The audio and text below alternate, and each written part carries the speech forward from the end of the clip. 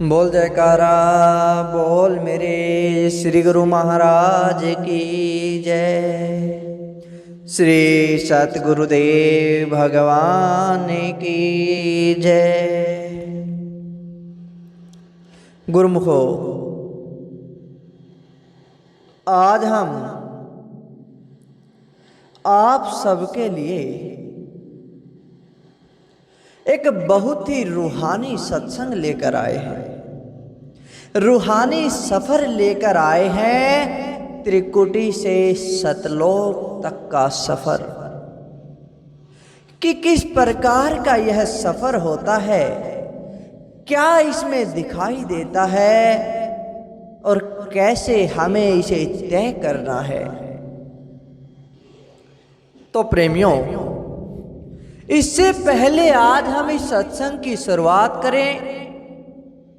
अगर आप हमारे चैनल पर नए हो तो चैनल को सब्सक्राइब जरूर करें और बेल आइकन को जरूर दबाएं ताकि आने वाली हर सत्संग की वीडियो का नोटिफिकेशन आप तक पहुंच जाए। प्रेमियों, संत महापुरुषों ने जो हमें बताया है कि गुरु मता अनोखा दर्शा, मन सुरत शब्द जाए परसा।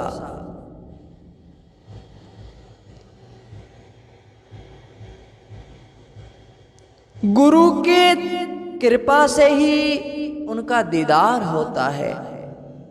जब मन सूरत और शब्द में समा जाए तब उनका दीदार होता है। प्रेमियों, अब शुरुआत करते हैं उस रूहानी सफर की जो हमारा त्रिकुटी से शुरू होता है।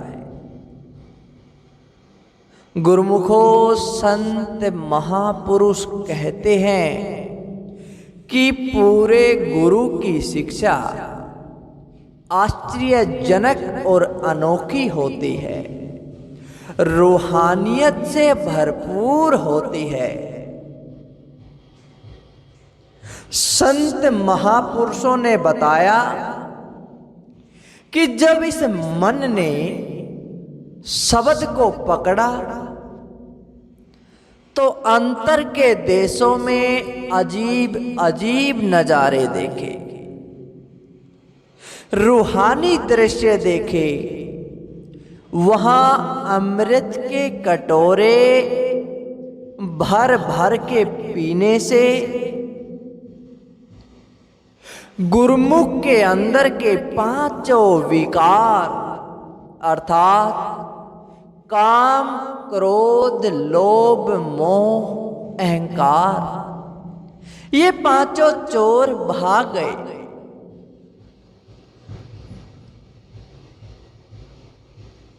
प्रेमियों, संत महापुरुषों ने फरमाया है कि जब यह विकार बाहर निकलते हैं तो चोरों के रूप में जाते हैं, दुष्टों के रूप में जाते हैं। इन पांच दुष्ट चोरों की जगह पर पांच नए सिपाही आ जाते हैं जो हमारी इनसे रक्षा करते हैं।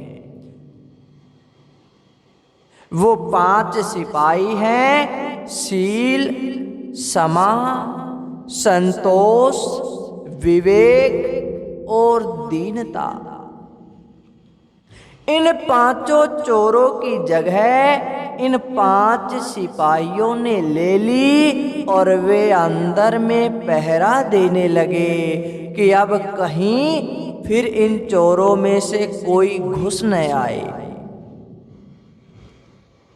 प्रेमियों,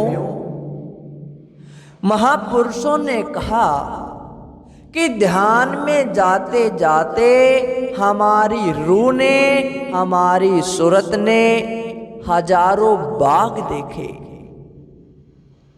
हजारों नहरें दिखाई दी, जिनका नमूना इस दुनिया में नहीं है, जो इस दुनिया में दिखाई नहीं देती है। फिर हमारी सूरत, हमारी रूह सहस्त्र दल कवल में जा पहुंची।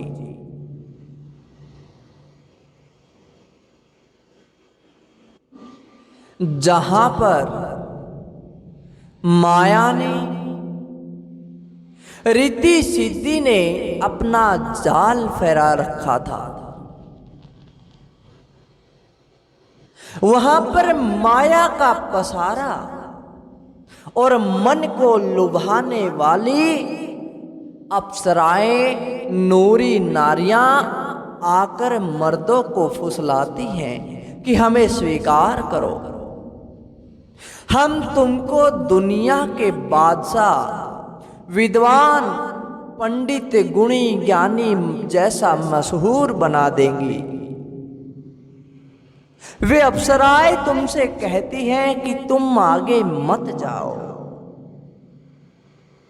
प्रेमियों, उन अप्सराओं के मारे हुए ऋषि मुनि अंदर उस जगह पर रुके बैठे हैं। वे वहां से नहीं निकल पाए।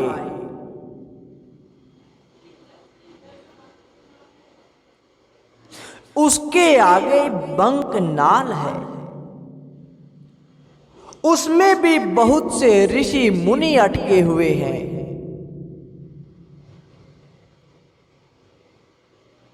जिसका रास्ता एक ज्योति में से है। वह बंकनाल सहस्त्र दल कमल से त्रिकुटी में गई है, जिसके 3 हिस्से हैं, गगन, त्रिकुटी और गुरुपद।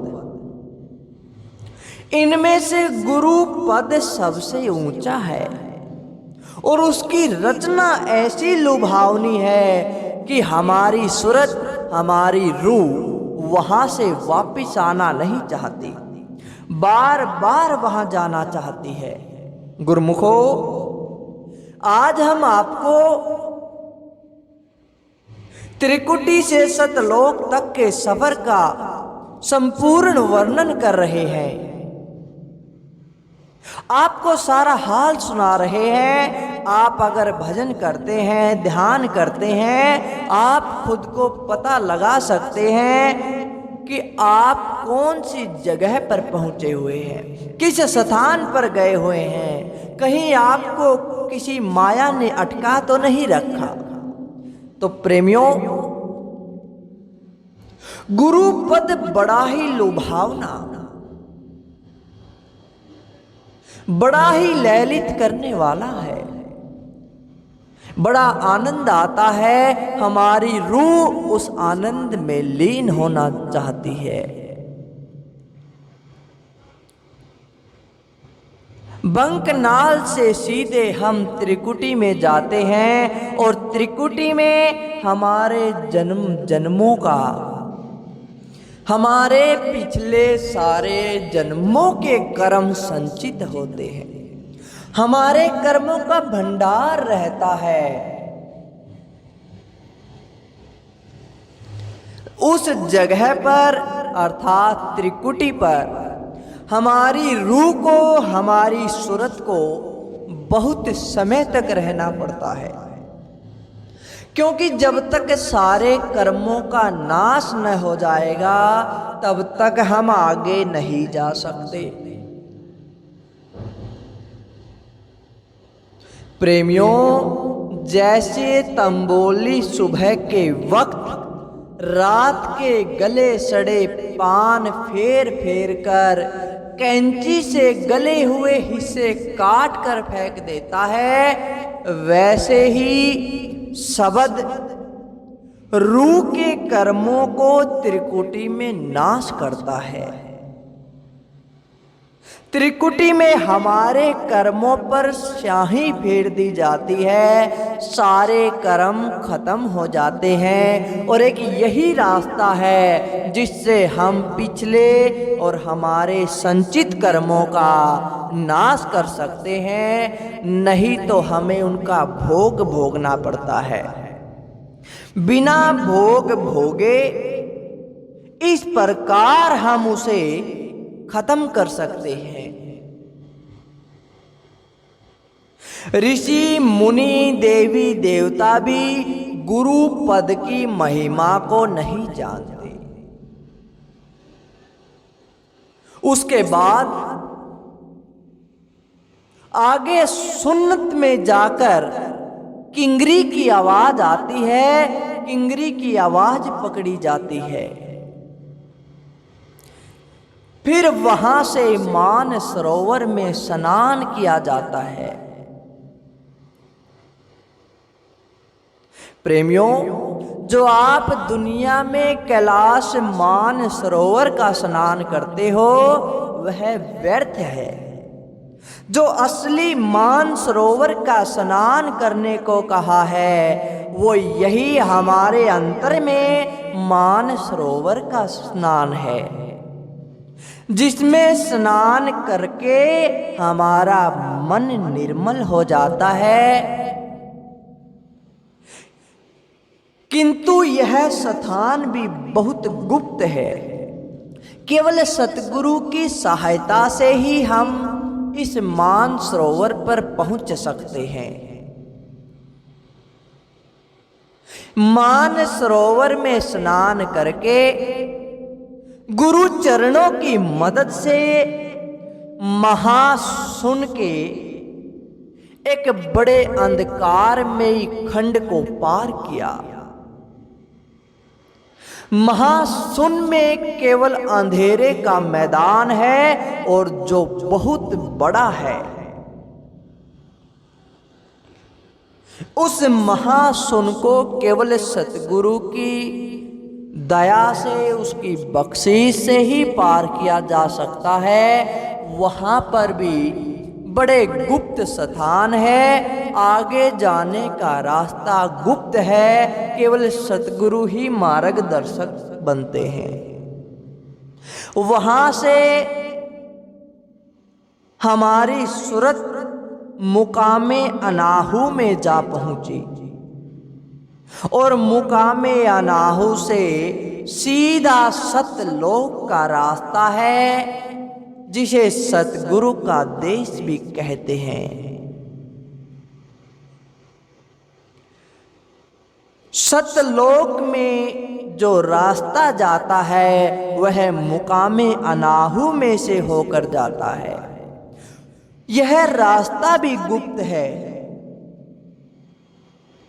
किंतु सतगुरु की दया मेहर से ही हमें उस दरवाजे का पता लग जाता है। असली सतगुरु सतपुरुष सतनाम है, जो परलोक में अपनी ताकत देकर रूहों को ऊपर के देशों में भेजते हैं। उनसे ताकत लेकर अलख और अगम के पर्दों को फाड़कर अनामी धाम में पहुंच जाते हैं। सतलोक में जाकर, अलक लोक में जाकर, उससे ऊपर अगम लोक के पर्दे को फाड़कर फिर अनामी धाम में जा पहुंचते हैं, जहां विरले संत ही गए हैं। वहां जाना हर किसी के बस का नहीं है। प्रेमियों, संत महापुरुष कहते हैं कि आजकल के लोग 4-5 किताबों को पढ़कर कहने लगते हैं कि अहम ब्रह्मास्मि, मैं ही ब्रह्म हूं, जबकि संत धुर धाम पहुंचकर अनामी लोक में जाकर भी अपनी नम्रता और दीनता नहीं छोड़ते।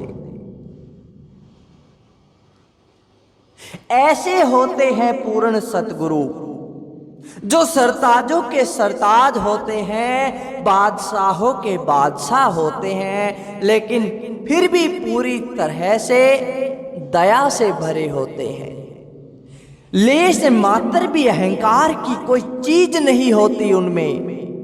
पूरी कायनात के मालिक होते हुए भी खुद को मालिक का सेवादार कहते हैं।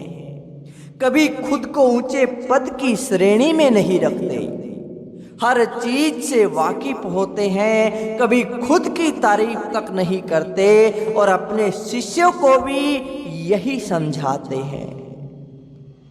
तो प्रेमियों, इस छोटे से सत्संग में संत महापुरुषों ने रूहानियत का सारा सफर आपके आगे रख दिया। लेकिन समझ में उसी को आना है जो इस रास्ते पर चल रहा है और चलने की कोशिश कर रहा है, क्योंकि ये सब बाहर के दिखावे की चीज नहीं है, अंदर के नजारे हैं। जो जाएगा वो पाएगा।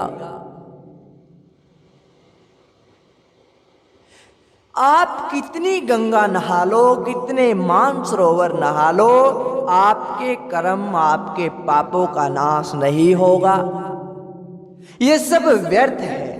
ये तुम्हें माया जाल में फंसाने के तरीके बनाए गए हैं। ये तुम्हें उस मालिक से दूर होने के तरीके बनाए गए हैं कि आप सब बाहरी आडंबरों में ही फंसे रहें। क्या आपने इस सच्चाई को जानने की कोशिश भी की है कि क्या गंगा में नहाने से मन पवित्र होता है? आप बार बार गंगा नहाते हो, क्या आपकी मुक्ति हो गई? जो मछलियां गंगा में रहती हैं वो तो फिर मुक्त होंगी? नहीं गुरुमुखो, असली गंगा यमुना सरस्वती हमारे अंदर है, हमारी ब्रिकुटी में उनका मिलाप होता है। उसमें स्नान करने से हमारा मन पवित्र होता है। संतों ने बात कही थी उस गंगा की, लेकिन हमने मान ली बाहरी गंगा की। तो प्रेमियों, इस दिखावे से निकलो, इन आडंबरों से निकलो। जब तक इनमें फंसे हो कुछ हाथ नहीं आएगा। इसलिए कोशिश करो अपने मन को समझाने की, अपने मन को, अपनी रूह को अंदर की तरफ मोड़ो। सीखो अंदर कैसे जाया जाता है। बाहर के आडंबरों से मुख मोड़ो, मन को अंदर करो, उसकी मौजूदगी को महसूस करो। प्रेमियों, सब प्यार और विश्वास का खेल है और कुछ भी नहीं है। केवल अपने सतगुरु के चरणों से प्रीत लगाओ। महापुरुष कहते हैं कि जहां आशा तहां वासा। तो गुरुमुखो, यह हाल था त्रिकुटी से सतलोक तक जाने का। यह रास्ता था त्रिकुटी से सतलोक तक पहुंचने का। जो गुरुमुख ये सोचते हैं कि मैं बहुत ऊपर तक जा लिया, मैं तो पहुंच गया हूं सतलोक की तरफ, आज इस सत्संग को सुनकर वह अपने हाल को जरूर जान सकेगा कि वह कौन सी जगह पर खड़ा है। क्या उसके सामने महाशून्य का अंधेरा आ लिया? क्या उसके सामने बंकनाल आ लिया? क्या उसके सामने माया का जाल, रिद्धि सिद्धियां आ गई? आज आप जान पाएंगे कि हम किस जगह पर खड़े हैं। तो गुरुमुखो, यह था आज का रूहानी सत्संग। अच्छा लगा तो लाइक करें, शेयर करें और कमेंट करके हमें जरूर बताएं। जो भी आपके मन में शंका है आप कमेंट के माध्यम से हमें पूछ सकते हैं। बोल जयकारा बोल मेरे श्री गुरु महाराज की जय। श्री सतगुरुदेव भगवान की जय।